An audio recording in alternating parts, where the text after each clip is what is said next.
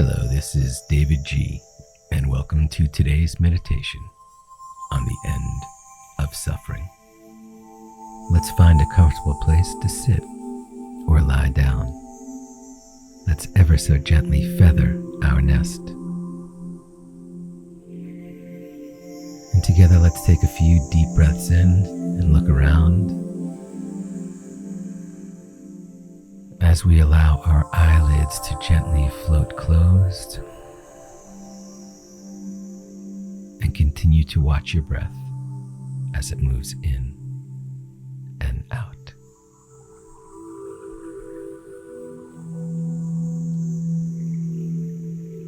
The word compassion comes from the Latin cum, which means with, and passus, which means having suffered.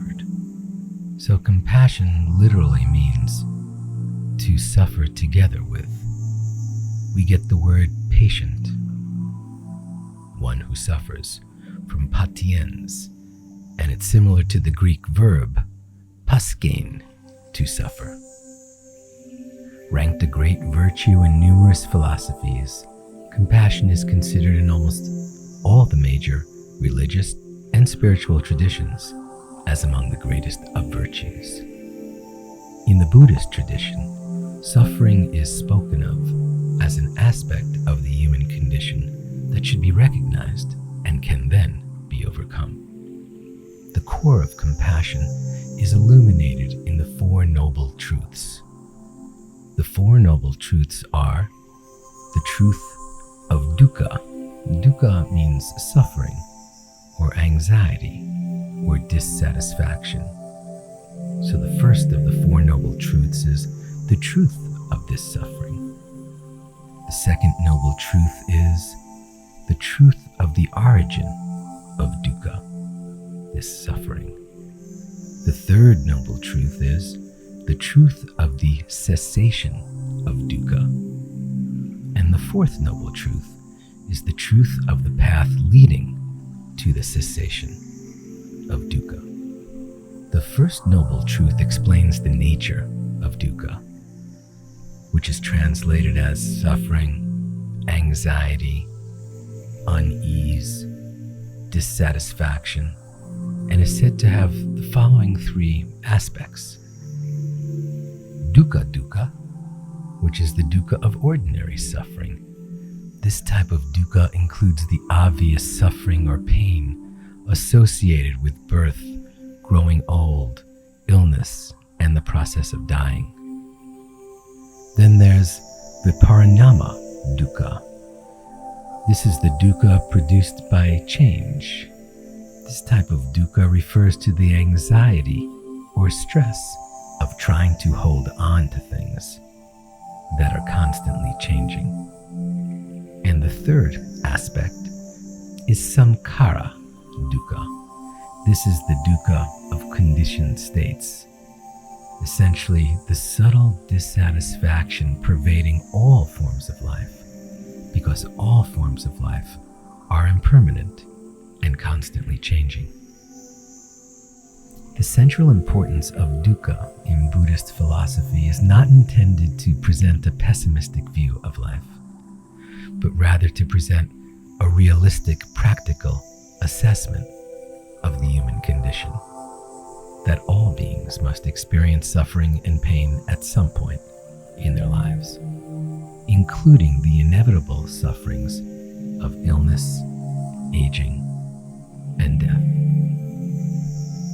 When the fourth noble truth identifies a path to the cessation of suffering, that path is the noble eightfold path, which is practicing right view, right intention, right speech, right action, right livelihood, right effort, right mindfulness, and right concentration. If we live our lives according to these 8 principles, we acquire right knowledge and ultimately right liberation. Right knowledge is insight, and right liberation is release, essentially moksha. Right knowledge is seeing things as they really are by direct experience, not as they appear to be, nor as you want them to be, but as they truly are. And a result of right knowledge is that 10th factor, right liberation. This is where self-awakening occurs and the pure release of suffering happens. So right now, knowing that suffering is part of life and that we can bring an end to this suffering by seeing existence in a whole new light, let's get a little closer to right liberation. By being a bit reflective and asking, what is the source of my suffering? Let's get clear on it right now. Place your hand on your heart.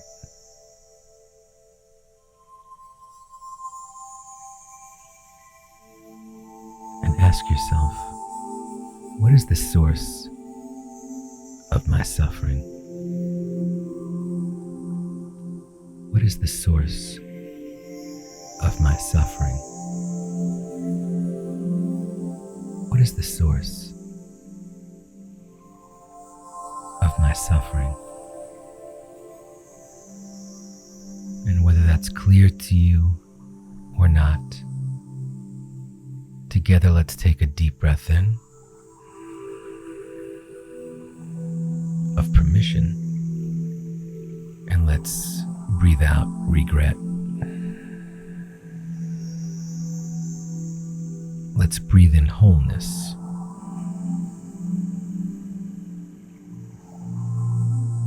And breathe out the fractured pieces of ourselves.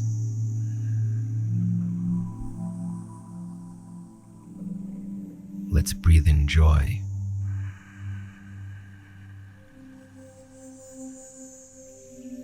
And let go of sadness.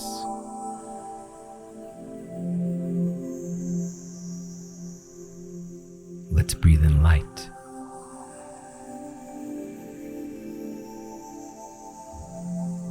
And release darkness.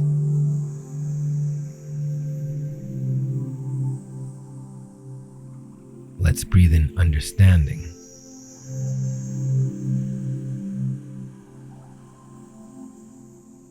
And breathe out ignorance.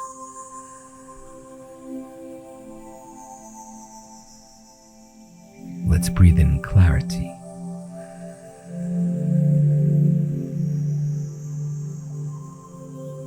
And breathe out confusion.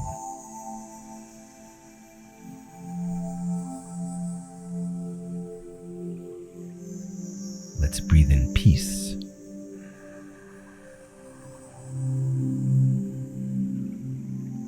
And exhale turmoil.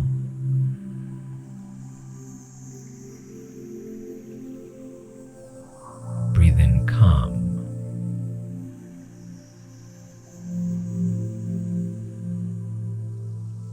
And release overwhelm.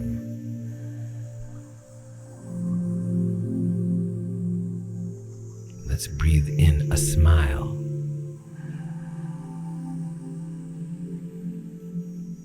And breathe out a grimace.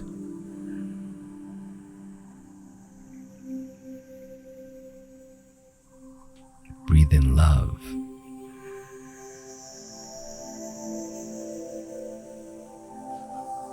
And let go of anger.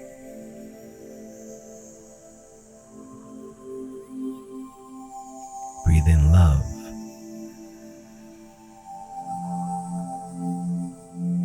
And let go of fear.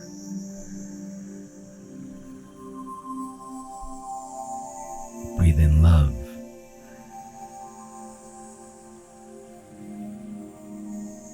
And release pain.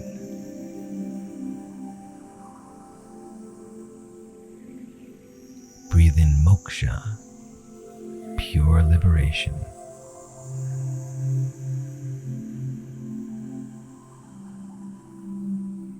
And let go of limits.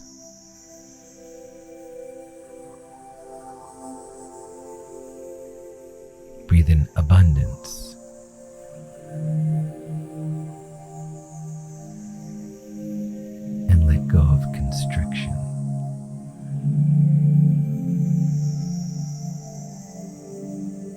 Now breathe in love.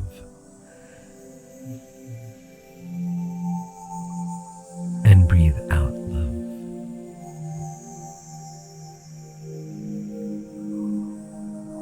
And now just breathe and let it flow.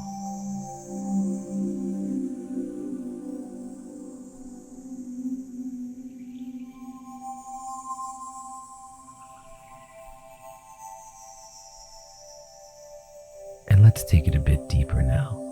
We'll use the mantra Karuna Karmani Nama. Karuna Karmani Nama. Karuna Karmani Nama.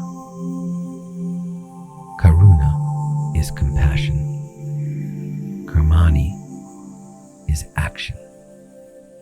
And Nama is the self curving in back on itself to experience the oneness of existence. Karuna Karmani Nama. Karuna Karmani Nama. Whisper it now. Karuna Karmani Nama. Karuna Karmani Nama. And now begin to repeat it silently to yourself and keep repeating it. As you repeat the mantra, it may get louder or fainter or faster or slower. It may even become jumbled or distorted. However it changes, don't resist. Simply keep repeating it, and when you realize you're no longer repeating it, ever so gently drift back to Karuna Karmani Nama. I'll watch the time, and when you hear me ring the chime, just sit gently with your eyes closed. So let's begin.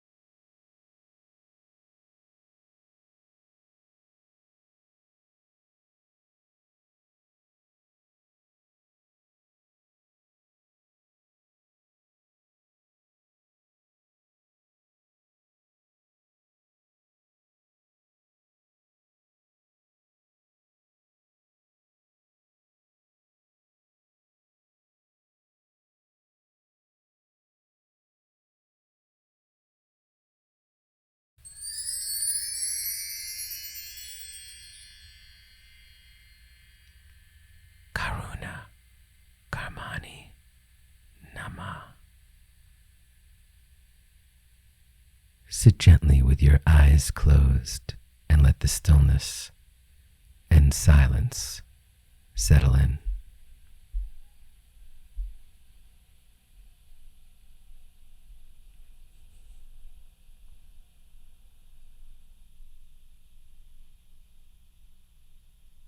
And now let's take a long, slow, deep breath in. And gently let that go. Let's do that one more time. Long, slow, deep breath in.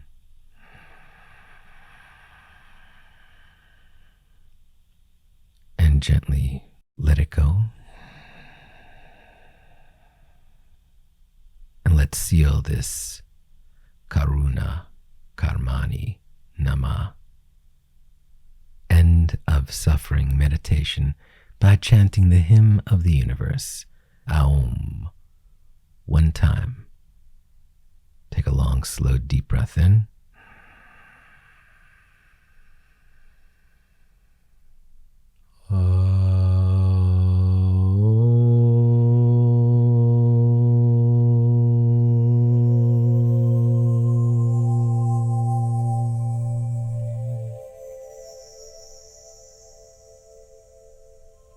When it feels comfortable, you can slowly open your eyes. You can look around at those who you shared this sweet compassion with. The Buddha acknowledged that there is both happiness and sorrow in the world, but he taught that even when we have some kind of happiness, it is not permanent. It is subject to change. And due to this unstable, impermanent nature of all things, everything we experience is subject to change. Your disappointments, your sadnesses, your frustrations, your heartbreaks, all subject to change.